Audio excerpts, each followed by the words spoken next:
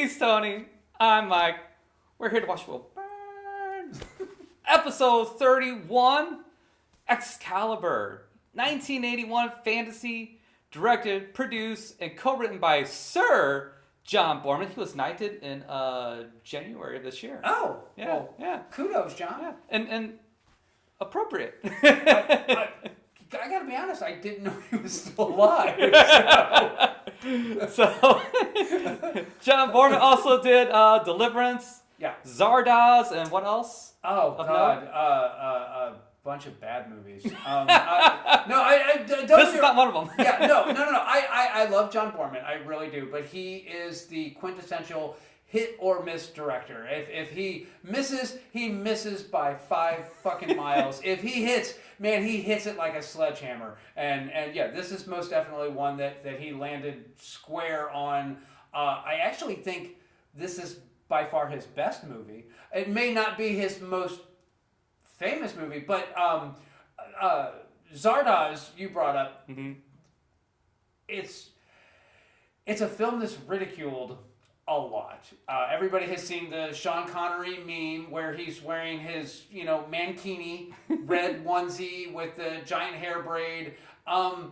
It's a weird movie, but it's actually a really smart movie. If you can get past the look of it, which again, it was done before Logan's Run, so it's got that 60s weird aesthetic to it as far as science fiction goes. It's not quite Forbidden Planet and 50s holdover, and we haven't hit 2001 in Star Wars yet. We had hit 2001, but that was based on reality. Zardoz is a bit more fantasy influenced, but this isn't about Zardoz. Yeah, this is not about Zardoz. I'm just saying, if you get the chance to watch Zardoz, it's worth your time. You'll have to get past the visuals of it, but from a morality standpoint, you can definitely see where that's kind of like point zero. Like this is where Boorman really started to kind of define the kind of movies that he wanted to make, which kind of I think really did lead to Excalibur. So as weird as that sounds. So this is co-written by Rospo Pallenberg. I hope I pronounced that correct. The cinematographer, Alex Thompson, was nominated for Best Cinematography. He didn't win, but at least it was nominated. Yeah, and rightly so. It is a gorgeous film. It's so good it actually almost looks like an Asian film. And it's interesting. Yeah, if you look at the cinematography and the way that the shots are framed and the way that they're lit and like the attention to all the detail, all the elements that are in any given shot, it really does have a striking resemblance to a lot of modern Asian films, especially Akira Kurosawa is most definitely an influence here. So if you've seen Ran, this looks a lot like that, very similar. And there's a lot of Chinese films that, again, have a very similar kind of look where it's intended to be kind of, grounded, but at the same time, they're letting you know it's most definitely a fantasy film. So... Yeah. We'll have to do an Akira Kurosawa film because we reference them quite a bit. Yes, so. yes. We're going to do a lot of them, but it's all good. So let's see here. We have Bob Ringwald that does the costumes for this one, and he received a BAFTA nomination for this one. So, yeah. Moving on to the cast, unless there's something else you want to add to the I was going to say, this is a film that was in production for a while, if I'm not mistaken. And rightfully so, there's a lot going on in this movie. But this was not an expensive movie, though. Oh, it was $11 million. Yeah, well, that's Star Wars money. Yeah. You could never do a film like this today for $11 million. No, it's $110 million. Oh, gonna be, easily. And at the time, this really did not have a lot of star power in it. The cast is almost completely unknown. At the time, yeah. Yeah, with a few exceptions of people that had been in some stuff prior to this. So go ahead and go through the cast and we'll kind of touch on that. Yeah. So first off is Nigel Terry, who plays Arthur in this one, who you would know from The Lion in Winter. Yeah. What else? Anything else? That was really his big notable role. That was the role that kind of put him on the map. And it definitely it demonstrated his talent on that one. So you had brought this up when we talked about this before, was that if you take a look at him in The Lion in Winter, at the beginning of Excalibur, when he's a young man, he looks exactly the same a decade and some change later. So. Yeah, it's pretty funny. Yeah.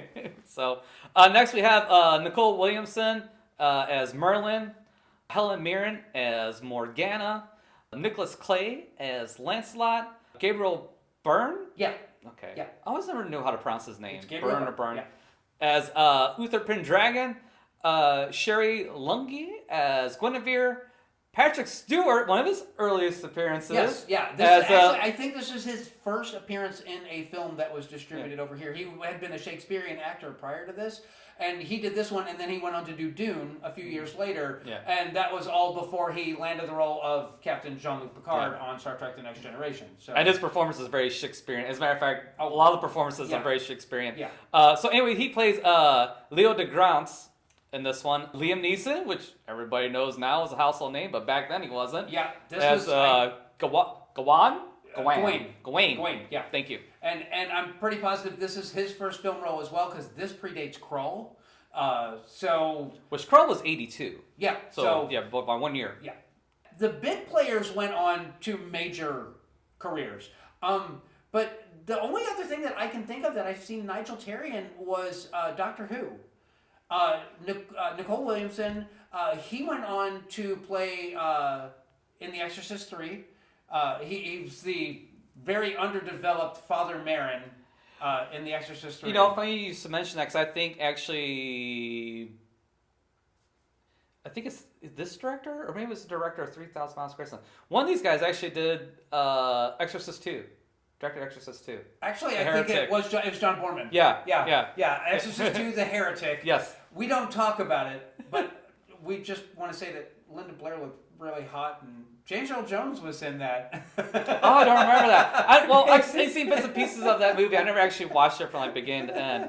Obviously, I'm not missing a whole lot. I'm not missing a damn thing. So that is not a recommend for... No, look, I'm going to own it. I have a huge crush on Linda Blair. I will watch any piece of trash that they manage to point a camera at her in it, and I sleep well at night. I'm okay with that. But I'm the first to admit, man, damn, Linda, you should read a script every now and then. The other thing that I wanted to... Well, cocaine's a hell of a drug. Well, she was dating Rick James. Exactly. And Rick Springfield. She got around. I wonder if she's a super freak. Well, there's rumor is that the song's about her. She's a super freak, she's super freaking now. But that's half the fun. Yeah. Anyway, but I can't think of anybody in this that went on to have a really big career post this. I in a way, I think they kind of suffered the Star Wars effect. Like, Mark Hamill was so Luke Skywalker that every time someone saw him, you'd point and go, oh, look, it's Luke Skywalker. I think that Nigel Williams... Nicole Williamson was also in Spawn. Okay. The 98 version of Spawn. Never watched it. I never cared for the comic book character.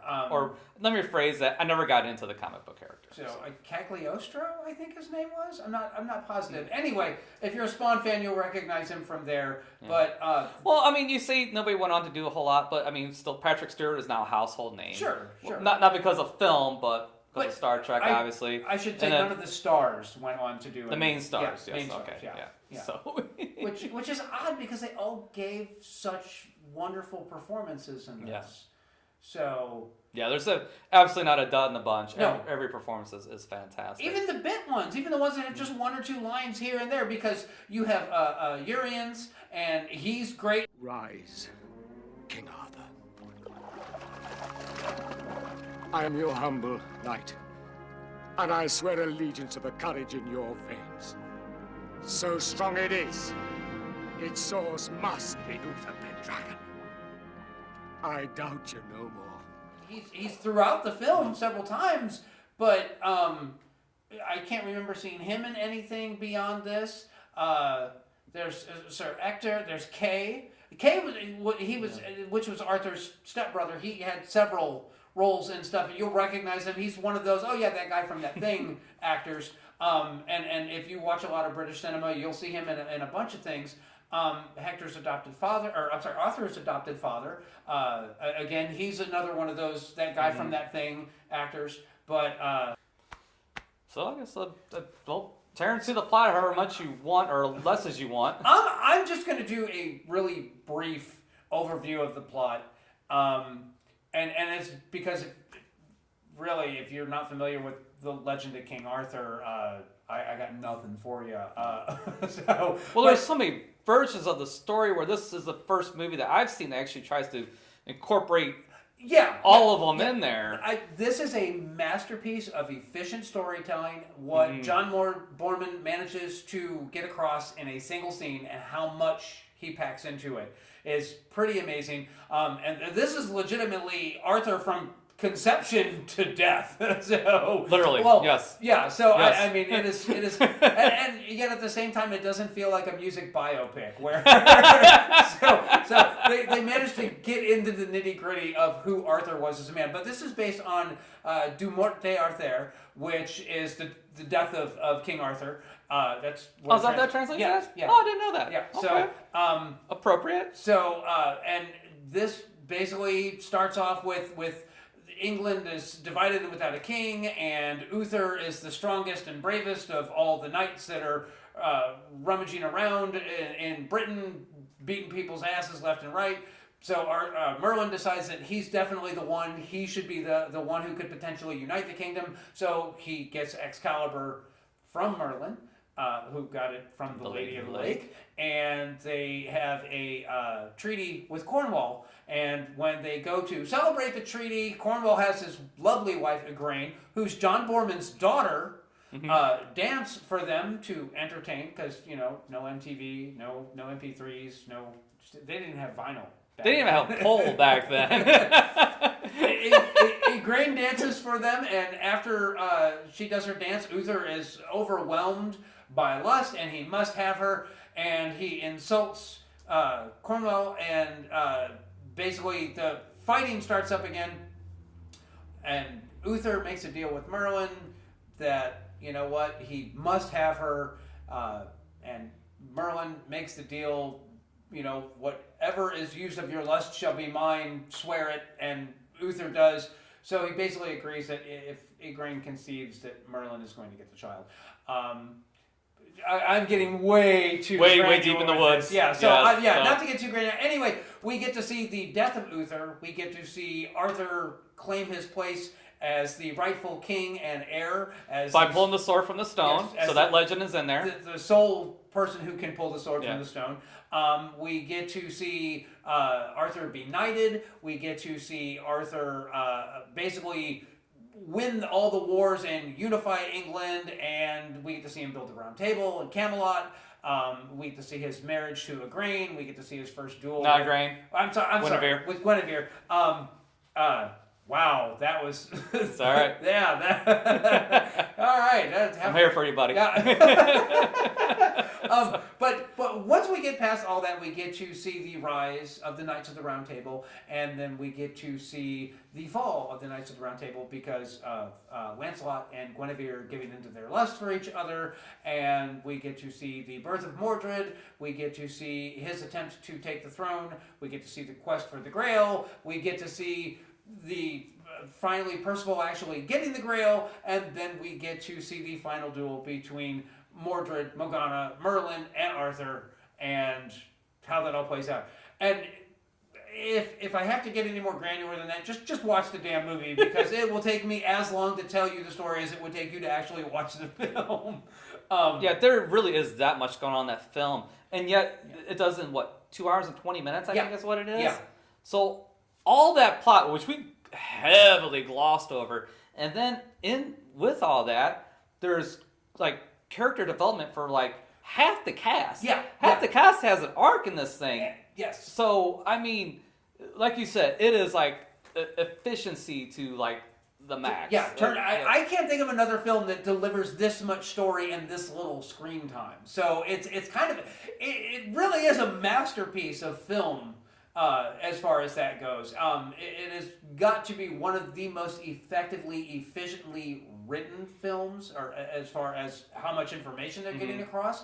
But to top it all off, the icing on the cake here is like you said, every performance is great in this. Even the bit characters. Yes. You get who they are and what their motivation is and why they're taking the side they're taking and why they're doing what they're doing. Arthur's a fascinating character, and his story's been ripped off and reinterpreted time and time again. But John Borman's the only director that really nailed it. I mean, we got First Night and King Arthur and all these other retellings of the Arthur legend, and none of them hold a candle to this. No, it's not even close. And not only do they not hold a candle to it, they don't explore the characters and the whole lore as deeply or as richly as this does. And that's a great point, where if there's another King Arthur movie, they focus on one aspect of the legend, and somehow in that runtime, they still can't get as much information as 20 minutes of John Borman doing that same aspect. You're absolutely correct. That makes sense.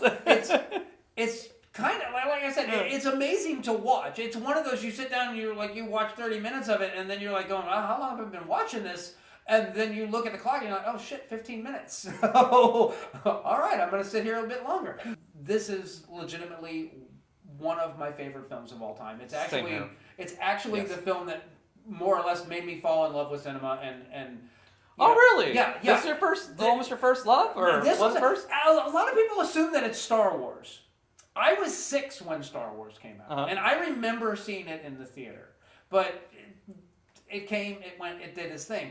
Excalibur was one of those movies that I didn't ever get to see it in the theater. I was exposed to it because we got HBO when I was young, and this is one of those movies that I watched over and over and over again every time that it was on. So much so that like in 3rd grade, me and Greg Alcover had to do like these puppet shows. Everybody had to do a puppet show, and I designed little stick puppets, and mine was Uther in his black dragon armor, and I did one of the other nights for Greg, and we did this whole little sword fight thing with stick puppets.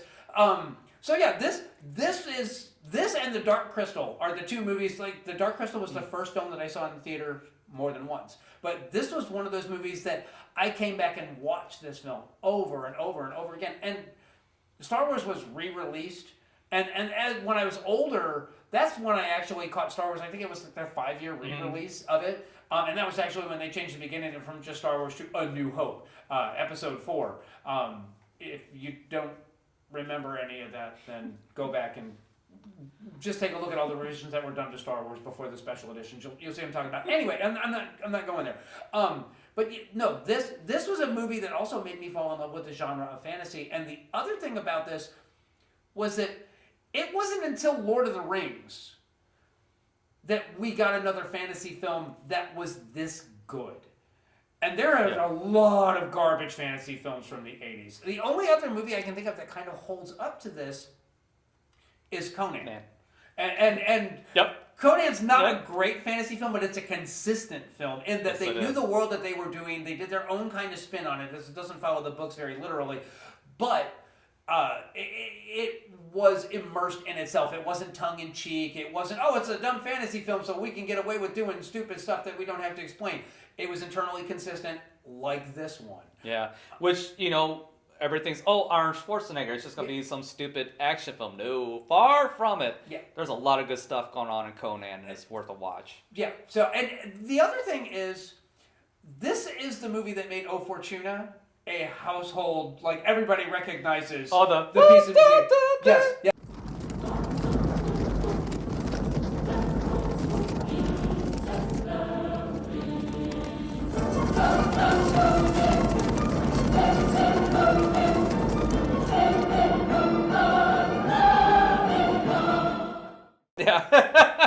This was the movie that kind of kicked that off, and so you have O Fortuna, and then you have the main theme of the film, which is a Sigmund's funeral music that was done by Wagner, which is part of The Ring, his whole 5-hour magnum opus opera, and then you have this young composer named Trevor Jones who gets to fill in all the other music, and he's genius enough to make music that's so good you don't realize that it's not O Fortuna or Wagner, and it completely feels in place. So there's so much extra work in this film. This has got to have been everybody that worked on his passion project. Yeah, there's a lot of details, a lot of love, a lot of craft in this movie. Yeah, no, you nailed it right there. This is a movie that demonstrates the power of good filmmaking, of craftsmanship, of actually caring about every detail and every shot of your film. I have been blathering on about this film, gushing on it for the last several minutes. So, I know you like this film too, but... Yes. So, I mean, I mirror everything that Tony is saying. I love this film. I don't remember the first time I watched it. I really don't.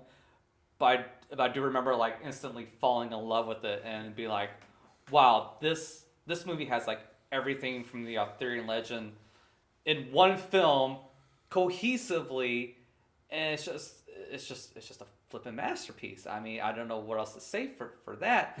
I mean, it's a timeless tale. It's got your good and evil. It's got morality. It's got redemption. I mean, there's so many layers to this film. It's crazy.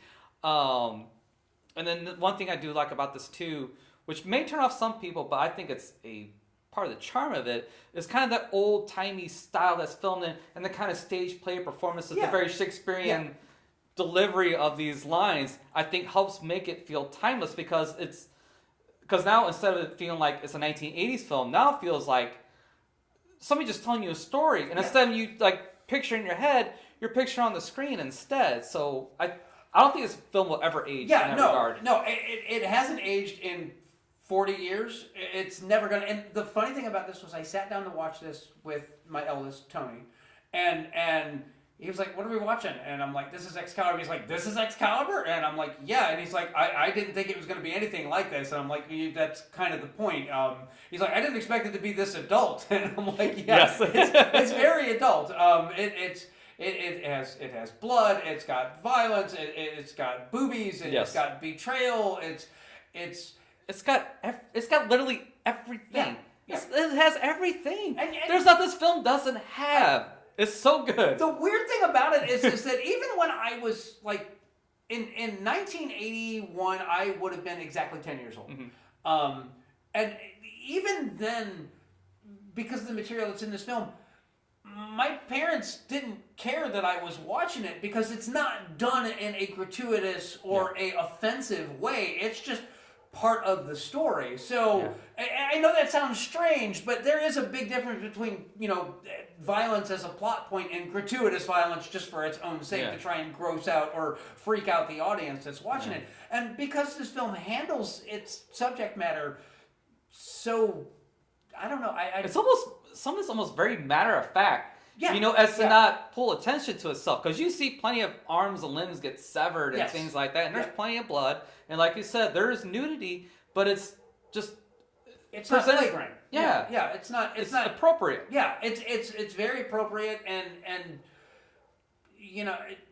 at no point does it ever come off as offensive or gratuitous. That's kind of the whole thing right there, is that John Boorman put all this stuff into his film and managed to keep it classy, and I still can't explain how he managed to do that, because the whole bit between Merlin and Uther, he's talking about how he basically just wants to, ride over to the castle and bang this chick, and that's he's got to do it. He's got to have her. He is so incensed by how hot she is.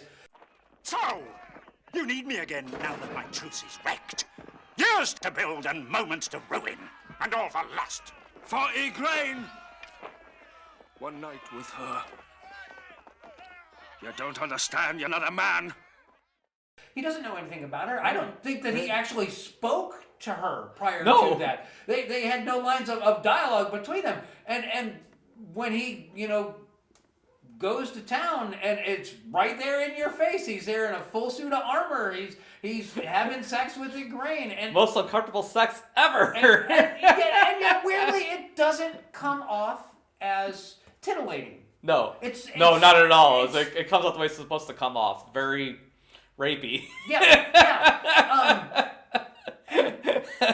So again, it's just how John Boorman managed to pull pull this film off, it still boggles my mind. And again, he's a massively creative director. He's a bit of a genius when it comes to figuring out. But I don't think he ever ascended to this level again. Well, to be fair, a lot of people don't ascend to this level.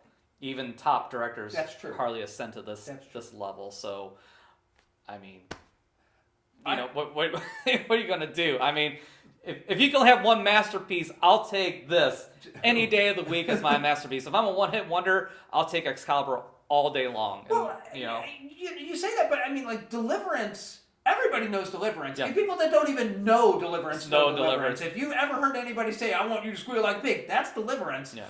If you haven't watched it, you should. And it shares some traits with this in that it has those matter-of-fact moments that they're handled by another director. He would go overboard or make it gratuitous. Because there's a scene with Ned Beatty where he gets raped by the hillbilly, and to say it out loud, it's ha ha ha, it's funny, it's this, it's that. People joke about it because that scene was so matter of fact it made them uncomfortable. Don't kid yourself. If you need to watch that film and you need to see those scenes where he handled the guitar and banjo playoff between the kid that's obviously mentally deficient and the guy there, and they're both getting into it.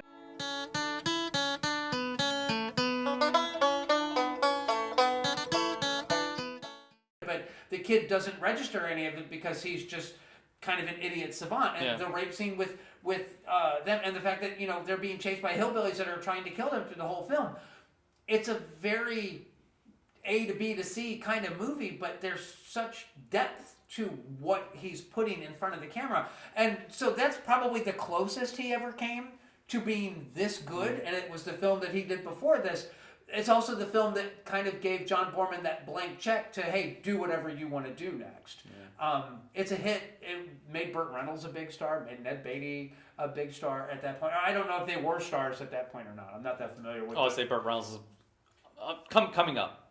So, but it was before Smokey and the Bandit, which turned Burt Reynolds into a cinema legend. But he was still willing to actually act in a movie as opposed to just show up, groom his mustache, and say, "I'm Burt Reynolds. What's the line?" So not hating on Burt Reynolds. Yeah. I think he's a fine actor, but he had to lose some ego before he got back to being a fine actor again.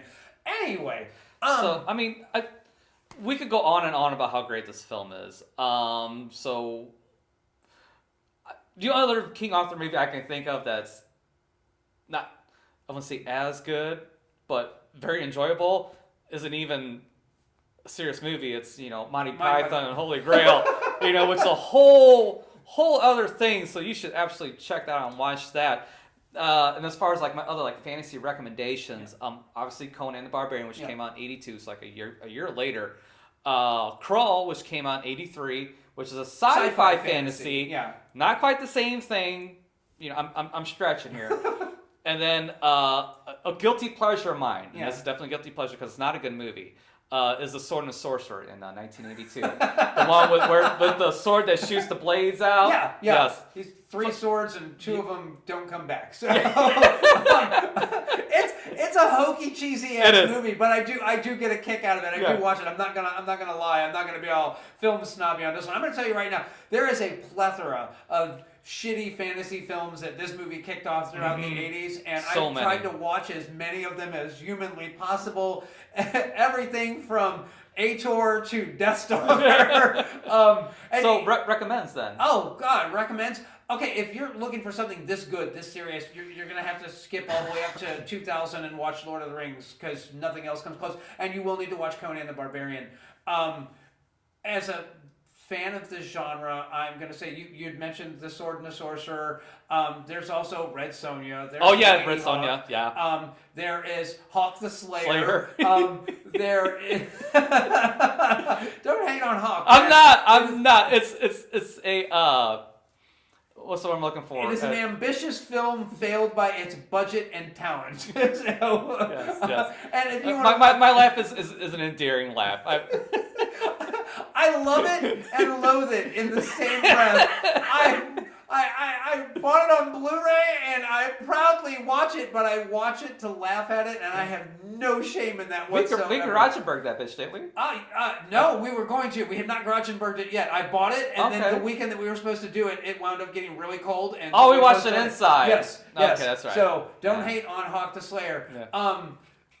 Again, everybody, the Beastmaster. Oh yeah. Yeah. Mark Singer. Yeah, and Mark Singer had been in a movie where he played a blind man, and it was If You Could See What I Hear, and that was kind of a movie. It was a comedy drama that kind of made him a star, and it's got some genuinely endearing, funny moments in it. But then, like, Mark was all like, "I've been hitting the gym. You think I could do this Conan thing?" And they were like, "Sure, Mark, fuck it, let's do that." Just don't speak a single line. He has like a handful. Like really, he has a handful. But I gotta be honest. I genuinely love the Beastmaster. Now the sequel is a pile of dog shit, but I do enjoy. Beastmaster is one of those films that it's got such a strong concept and an interesting idea that it is primed for a good remake. It deserves a good remake because you could do something with that. It is They didn't back in the 80s, but you could do it now. I'm trying to think. There's also Willow. Yeah. And Willow is kind of cheesy, hammy fun, but I enjoy that one. I can go on for a very long time as far as recommendations go. Like I said, I'm a huge fan of this genre. Well. And we haven't even gotten into like the Asian films. Yeah. But Excalibur, it stands alone. I can't think of another film that is this movie's peer. Yeah. No, not at all. And this is the rare time that Mike and I actually agree on a movie. I say we're 50-50.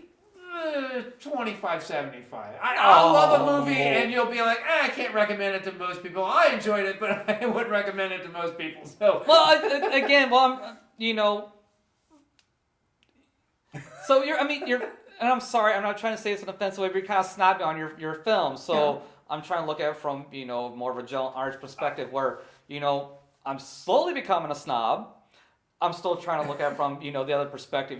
Hey, this is a good movie, but it may not be for everybody. Look, I sat through the Fast and the Furious Tokyo Drift. I get to talk shit. All right, so I'm willing to depth the lowest depths and hit the highest highs, and everything in between. If you made it, I'll watch it. I watched shot over a weekend film called Undertow, which is supposed to take place in backwater Missouri, and it had a budget of like $20. I watched every minute of it. So I get to talk shit about the movies that are shit. I suffer for my art. Obviously, a recommend for me. I love it's a classic. Watch it immediately. It's not just a recommend; it's required watching. Don't talk to me about fantasy films if you have never seen Excalibur. We got nothing to talk about. That's what I got for you. So this is Genesis for me. This is the beginning of what has become the modern fantasy film genre. So, anything else? No. What are we watching next? Next, we are watching the great, the phenomenal, the understated, underperforming, underappreciated Elvis Presley heist film mixed with Quentin Tarantino DNA thrown into a blender and just why not Courtney Cox, because she hasn't worked since Friends. We're watching 3,000 Miles to Graceland. Lord help me. All right. So we'll see you guys shortly for this one. So till then. Look forward to his rage.